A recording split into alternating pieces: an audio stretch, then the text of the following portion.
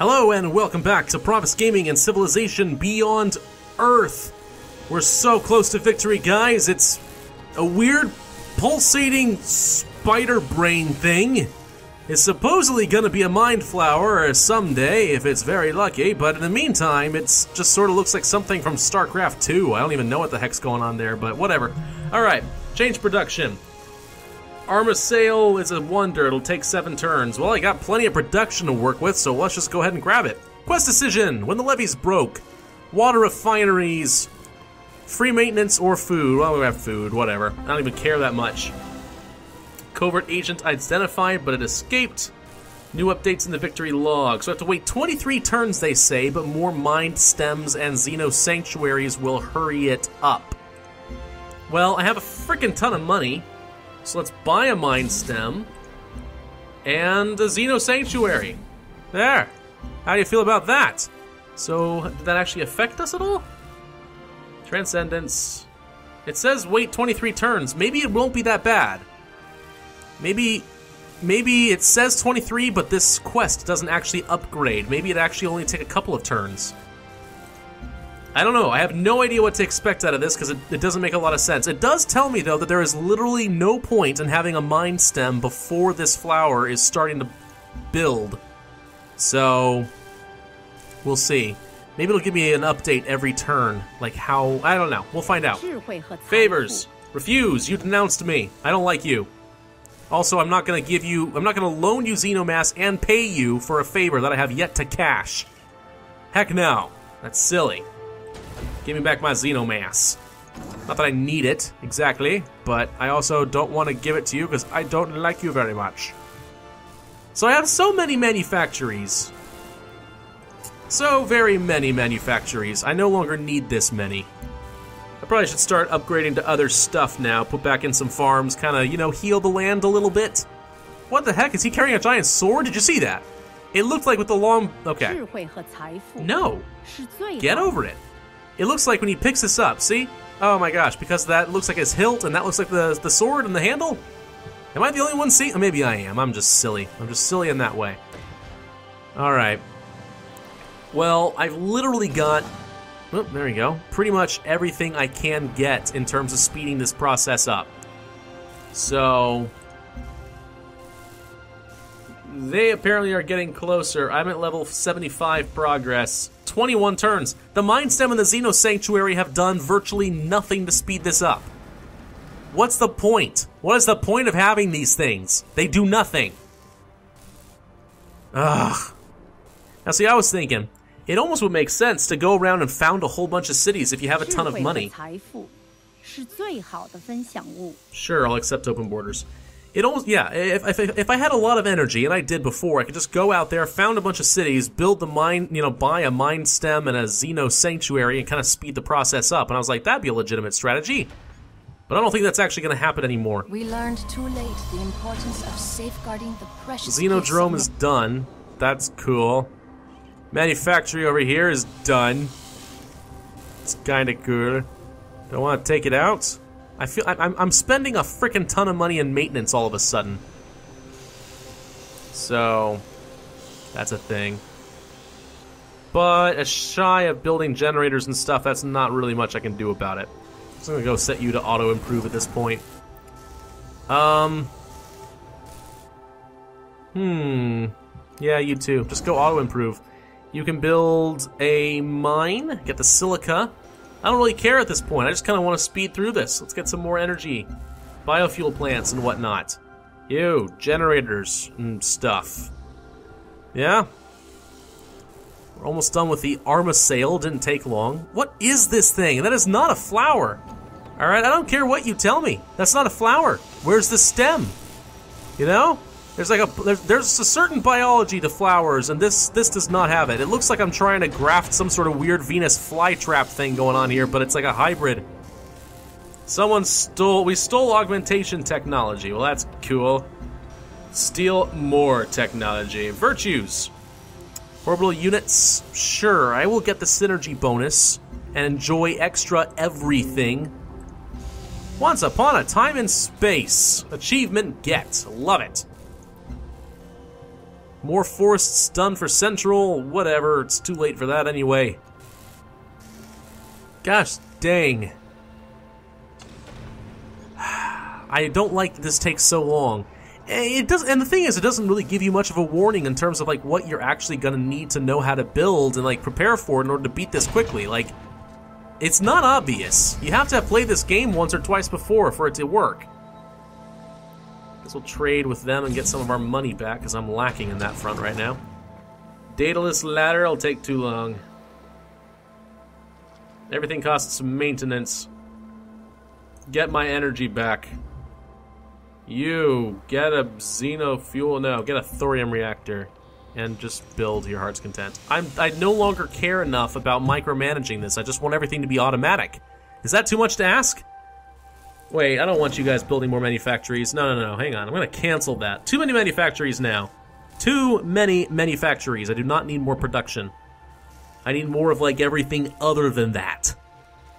Is that so much to ask? A well-prepared business. There you go. Lots of hit points for this city. Trade convoy. More stuff to Central? Yeah, we'll do that. No, don't build that. Build, I don't care. Biowell? No, don't, no. Just build a generator. Build a stupid generator. I don't care. Production. Daedalus ladder? Sure. You. Microbial mine? Sure. Next turn. Ah! Why is everything so long? I don't know what the point is of even having these things. Mine stems, they were supposed to speed the process up. I would have thought that would have shaved off a bunch of turns. Maybe it usually takes 30 turns. Or something absurd like that, and I already did shave off, like, 7. I don't know. But, I'm just gonna rush. Screw it. Xenofuel. I mean, I don't want to be stupid. I don't want to, like, waste my turns and just, like, do bad decisions just to speed through the video, but... I wanted to get this done in one video here. I promised I did. So, we're really close. I got Homo alien. I am a what? If you can't build a better mousetrap, build a better mouse? Your logic is infallible. What the hey? What? It's an evolved rocktopus. Okay? Sure, what is that? Like an equivalent of a submarine in this one? Holy crap. I don't even want to know. Do I? It's like, what the blurb? Alright, research. It's a wonder. What do I care? What do I even care? Exotic matter. Start working toward that. Okay, you know what's going to have to happen? I'm just going to have to start speeding through this. I'm going to continue recording, but what I'm going to do is I'm going to, like, just try to turn up this... No, that's stupid. Really, really wanting to hurry this through.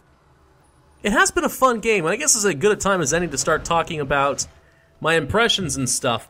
I will definitely say that Civilization Beyond Earth is a... Wow, you've upgraded a lot. Is a fun game. It definitely has a lot of Civ 5 aspects to it, and honestly, there's so many similarities with Civ 5 that in a lot of ways you could say that this is Civ 5 with a very heavy mod pack. Change up the animations and the textures, change the victory conditions. I mean, a really, really good mod, but it's so similar you could say it's basically the same thing. Now, I don't have a problem with that, because I love Civ 5, but where the game falls short a little bit is Civilization 5 and all the Civ games kind of have a certain charm to them because you're playing with familiar civilizations, familiar history and wonders and technologies. It feels kind of cool to play as like a recreated Earth. You know, what would happen if the world were just a little bit different? There's something fun about that, and this kind of lacks that a little bit. It definitely has character, but it's just not the same. So, I don't know. If you're looking for this to have quite the same... If you're looking for this to have the same level of charm that you got from the historical elements of Civilization 5, you're going to be disappointed. That's all I can say about it. Now, as it happens, I'm okay with that. I don't mind something that's a little bit more sci-fi and kind of breaks away from the norm.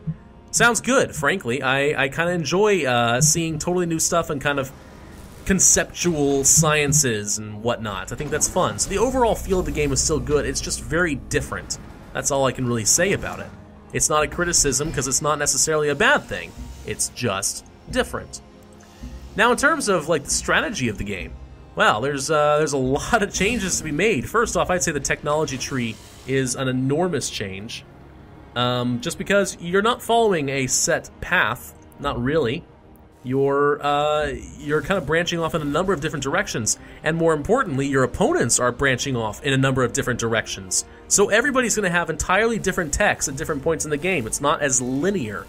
And that's cool. It makes it a lot more confusing and less, user-friendly for a first-timer to a Civilization game, but it does add a new dimension to the strategy element of this game, which I think is honestly kind of cool.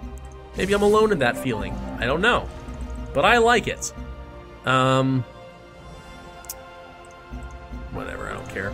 There we go. Either way, yeah, so it changes up the strategies quite a bit. And if you're going into this game thinking, oh, I can just kind of rehash my previous strategies from Civ 5, I'd say you're absolutely wrong. I think you need to do a lot of research ahead of time. And that is another weakness of the game, honestly, is because it's not friendly to the first-time users of this game. Now, they have the advisor to try and speed that along, but, as I pointed out in the very first episode, as I was picking the bonuses... Oh, cool, we got Supremacy. You find that, you don't know, how many virtues you're going to get if you play as, what was it, the Franco-Iberian. So is it good to get that Civ bonus? I don't even know. How much is health and culture and stuff really going to affect you? When do petroleum, geothermal, and titanium take effect? So do you need to have tectonic scanners and stuff? You don't know until you've played a couple of games. So there's a learning curve to this game, and I would say that's probably one of its biggest weaknesses. But the strategy element definitely has changed. Other things that have changed, the virtues, for example, and case in point, let's take a look at this right now. Speaking of which, what do I actually want here? Let's get prosperity, or frugality, whatever, I don't care. And a cider nursery, okay. The virtues, for example, great change. I love it. The synergy effects of going down an entire tree or sticking to tier 1 or 2 or 3, that's cool. That is a really cool idea because it's not as obvious as, in Civ 5, oh, you have to go with rationalism or you have to get aesthetics and stuff like that. It's not as obvious anymore, and that makes it really, really cool. So, I love that effect. I think there's some very valuable strategies just sticking to as many tier 1 things as you can and getting all the early advantages. Or digging as far down in the tree as I did. I mean, that could be helpful too. It's really hard to say. Actually, no, I'm back to normal energy. I'm okay. I was going to say I could get a solar collector, but I don't need that. I'm alright. There we go. He finished the human hive. Whatever. Don't even care. So yeah, virtues, totally different science. There's a few other effects that I haven't even really talked about. For example, let's talk about the different leaders in this game. In Civilization 5, if you played against, for example, Gandhi, you know that he hates warmongers and is not very inclined to go to war himself and stuff like that. Like, there were some very obvious personality traits that you would have playing Civilization 5, and that was intended to be based off of the actual historical civilizations. And that's pretty cool. It's kind of fun having that level of strategy of being able to read your opponent. You start off a new game and, oh crap, I'm parked right next to Attila the Hun. Well, I guess I better shore up my defenses early on, then shouldn't I? Maybe it gives you an unfair advantage, I don't know, but I think that added kind of a fun element to the game. In Civilization Beyond Earth, that is not the case. It is my understanding that all civilizations have a randomized personality, so you never really know who you're going to be playing with. Not really. And in a way, that's a good thing because it kind of forces you to take a more balanced approach for every new game. On the other hand, it means you kind of are going to fall into a standardized, balanced build order and that's not quite as fun. So The first 5 machines. I appear to be getting a lot of supremacy now for stealing all these technologies. That's kind of cool. Let's steal some more. Why not? I'm Ark after all. It's what I do. Boom, boom, boom, boom, boom. Field reactors. We're gonna get all the energy we can. But yeah, for example, all the other things, other little subtle changes like health, having tiers of health. I really wish they had done that with happiness in Civilization 5. I think that's great. It provides a really serious incentive to have high happiness and to not let it go, you know, low before you start getting a whole mess of debuffs. You know, it used to be that having 50 happiness would really give you the same benefits as having 10. Didn't really matter too much. But it's different in this, and I think that's really, really cool. Ooh, quantum computers. Let's build that. So it's a lot of little changes. I do miss that there are, the resources aren't quite as obvious. You know, I guess these are like fruit are basically like bananas, and then there's cows and stuff. I mean, I don't know. Kind of cool. I guess it fits an alien persona. I mean, really the theming of this game is entirely appropriate. They did a good job with it. It just lacks a lot of the charm and familiarity of playing Civilization 5. So, but even so, I am having a great time. Quite puny, how dare you? Definitely having a great time. I would definitely recommend grabbing Civilization Beyond Earth. It's quite fun. Now, I would say that one thing I have to complain about, but at the same time compliment, you're friendly now. That's funny. I have to compliment that the victory conditions are complicated. They're not as simple as, you know, just get 5 branches of culture for a cultural victory like it was in vanilla Civilization 5. Too easy, too boring, too straightforward. This doesn't exactly tell you what's coming. It gives you one step at a time, which it fits again with the theming, because it's kind of charting the unknown. You know, I have to research these technologies, but I don't know what comes after that. As soon as we get there, we'll kind of see what happens next for the Mind Flower. I think that's an interesting idea. At the same time, I have to criticize that because first-timers in this game are not going to know what to prepare. So, for example, I didn't know whether the Mind Stem was going to be important or not. I just sort of assumed it would be eventually, so I grabbed them early. Turns out I didn't need them. I could have used my production on something else more appropriate for the time. But I did it anyway. Sure, we'll be friends, KP. I don't know why. I stole a city from you a long time ago, and my units are still capable of wiping you off the planet, but hey, we're friends now. Oh! Leadfoot Soldier. What's this? Completed Transcendence. As the Mind Flower opened its... No, I want the camera! I can't see! So did our minds open to the planet whose life we had shared for so very long. There was no moment of awakening. Rather, as with the gentle rising of dawn's first light, our human experience was illuminated by the truth of what we were and what we would become. In that light, we found ourselves. We are together now. We are one. We are waiting. That was it. As the Mind Flower opened itself to full bloom. Oh, well, she's saying exactly what I just said. Open to the planet. Wow, whose life it's over. That was anticlimactic. That's also not a flower. I'm just saying, that is not a flower. I was expecting, like, you know, a giant carnivorous pink flower with hypnotic oh wow, I'm describing Poison Ivy from Batman. I don't know, something beyond that. That was an unsatisfying ending, I'll admit, and it kind of snuck up on me because there's no obvious nature to it. It was just like, oh, 23 turns. Okay, well, I'll just speed on through. Ugh, whatever. Either way, hey, I beat my first game of Civilization Beyond Earth. On a harder difficulty, too. That's cool, right? It's not the easiest difficulty, it's not the second easiest difficulty, it's the third easiest. That makes me macho. I don't know. Civilization Beyond Earth, everybody. I'm going to be continuing to play this in the future, absolutely developing new strategies, and I'll make new series as that comes out. In the meantime, share what you've learned with me. Tell me if you enjoyed this series and want to see more. You know how this works. I want to hear feedback from you guys. I'm excited about this game, and I hope you are too. Well, thank you all for watching. This is the end of the Civilization Arc series. If you enjoyed the video, hit the like button, subscribe, and I will see you guys for the next series. Thanks for watching.